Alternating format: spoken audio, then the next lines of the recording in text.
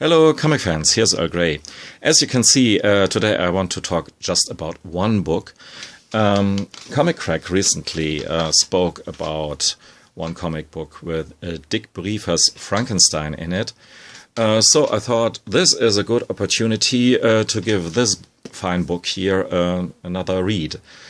It's the very first volume of the chilling archives of horror comics and arguably the best of them, or at least one of the best of them. It's an excellent series that was published under the sublabel Yo Books by IDW. Well, there's a die-cut hardcover here, which is not a cheap gimmick actually, because firstly you can see his very sad eyes there, and you get right from the get-go these two versions of Dick Briefer's Frankenstein, because he actually there are three versions, but roughly you can divide them into two versions. However, the more funny, goofy, mild-hearted Frankenstein, or at least actually it's Frankenstein's monster. As you know, Frankenstein is just the mad professor or scientist who created this creature. And this is more true to the original imagination of Miss Shelley, who wrote the Frankenstein novel, even though Dick Briefer's Frankenstein is, in either version, pretty idiosyncratic and a very unique take on the Frankenstein mythos. And as always, this book here comes with lots of bonus material, extra material, interesting insights in this essay in the front here. Here you have Mr. Briefer, who was actually a doctor of medicine, and so it's a bit interesting that he has this interest for this soon-together guy and monsters in general. This was his very first comic, The Hunchback of Notre, that he published in 1938. Or that was published in 1938. Frankenstein the Merry Monster. Here you can see a bit more of the goofy version of him. And this is the original art for a splash page. And this is just art to fall in love with, in my opinion. Just fantastic stuff. And here you have these different versions, from pencil to ink to the printed version. Very interesting, and later he did some painted versions of original covers he did before, and so on. And here are some homages and insights of other comic creators or animation creators, like the guy who did Ren and Stimpy. Wait, here. John Kricfalusi, the creator of Ren and Stimpy, he is a big fan, obviously, and he loves, first and foremost, the way Briefer drew hands. And when you look at the hands of these guys here, you can really understand it, because everything is special about the artwork of Briefer. But yeah, the hands are really something else. And when you look at this, you get not only Dick Tracy vibes, of course. This is a crazy killer leaves faucets sticking in the victim's chests. Yeah. This is really fun.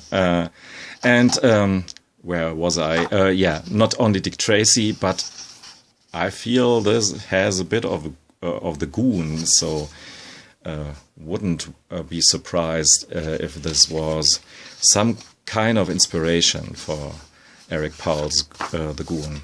And here we have Alex Toth, of all comic artists. He doodled some Dick Briefer Frankenstein's versions into some letters he sent because he was obviously very into this special version of Frankenstein as well.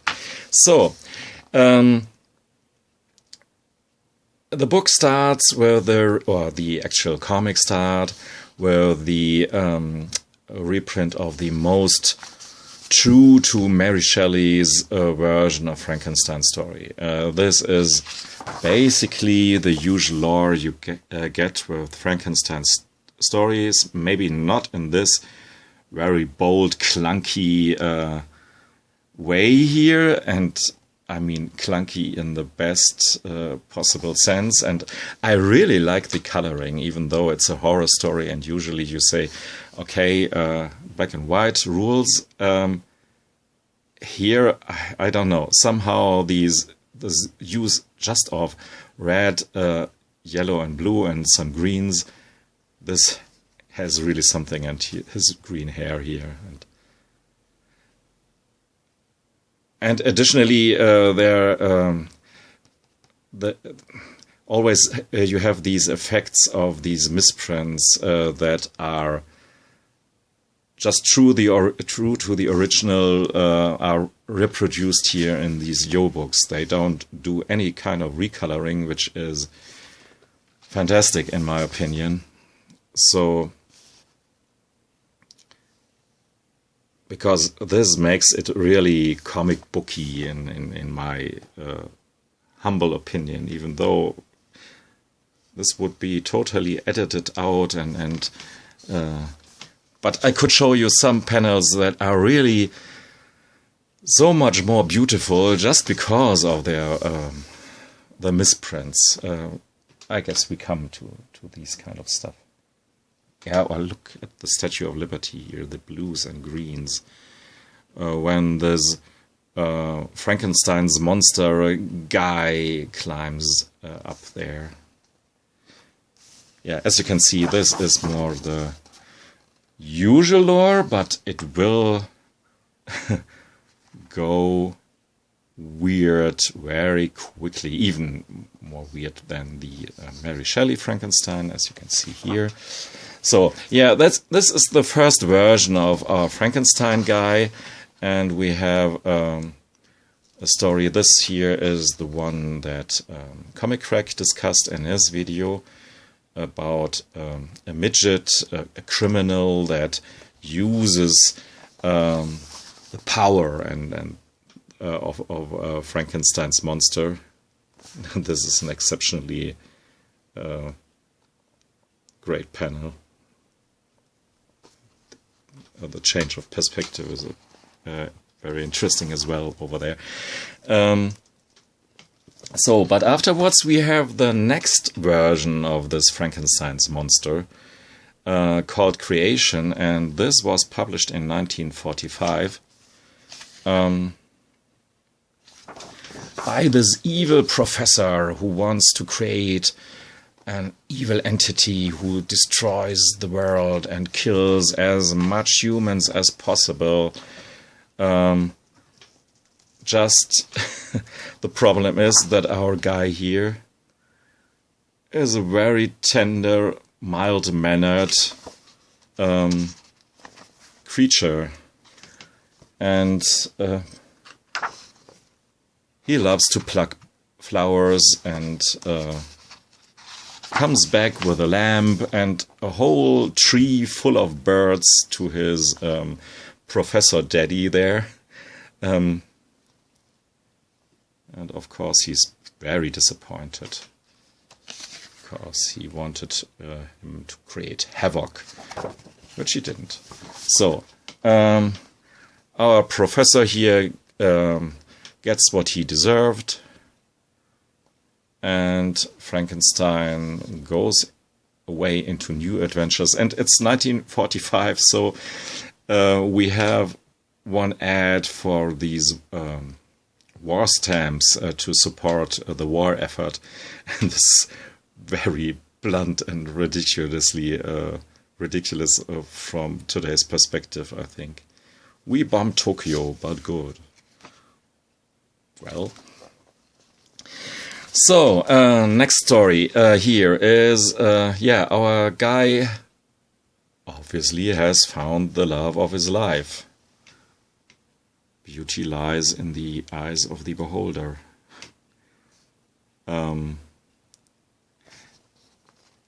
This is later on. We witness him being pretty satisfied with his very own self in all the dirt and rats and spiders that are living with him in some rotten mansion.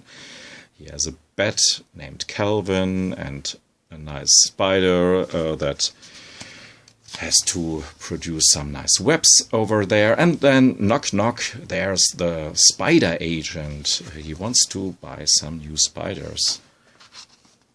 And it's this very charming lady.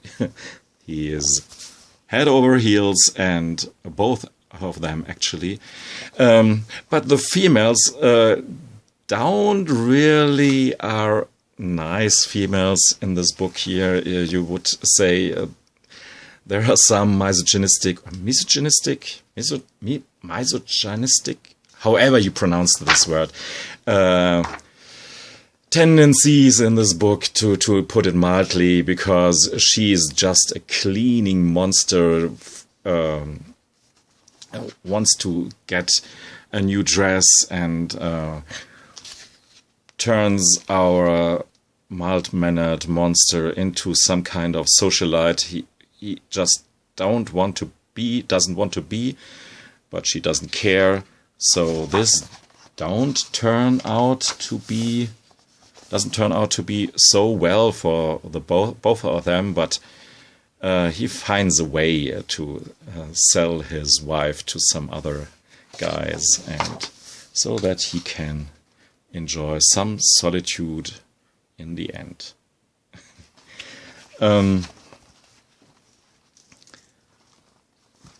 Okay, and then we have a story with man animals, Frankenstein and the man animals. I mean, the story is, as you can see, guess, a Frankenstein monster meets some other monsters, but it's worth just for this splash panel here alone, I think.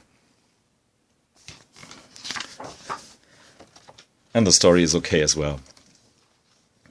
And so on and so on. This here is, this one is an interesting take on the history of Superman. Here we have him called Blooperman, and the two guys here are Jerry Shoestring and Joe Seagull. Of course, Jerry Schuster and Joe Siegel, the creators of Superman, and they see him, our monster guy, in this peculiar situation. You have to read this book to know how this comes to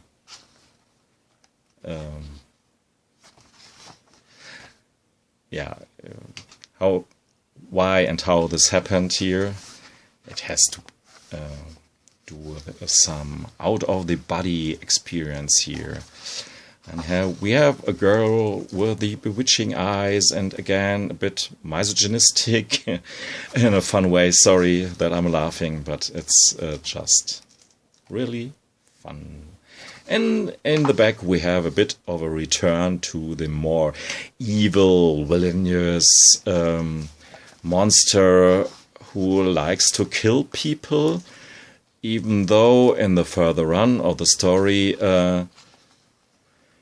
he is able to show us some heart, especially with the last very interesting story about, let's see where this one starts.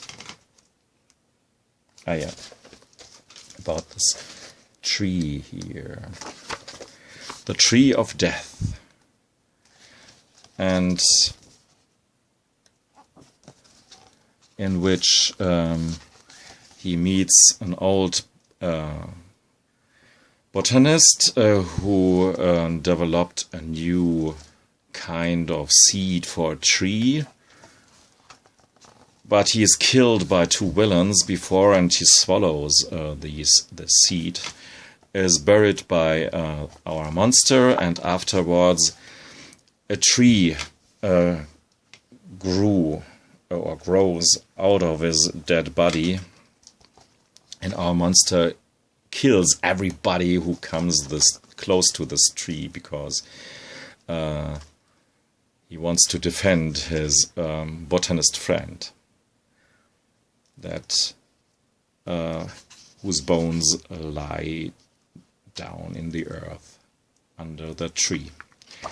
So, just very imaginative takes on Frankenstein, exploring it from different sides. This is actually a selection of stories because Dick Briefer had to do much more, because I'm just judging by the number of these issues here.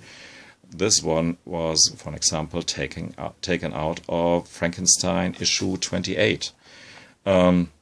So there are a lot more of these stories out there, but sometimes Dick Briefer, at least he claimed so, was a bit in a hurry because of time schedule stuff and so on. So he wasn't satisfied with each of his stories, but in this book here, it's all prime material, when you ask me.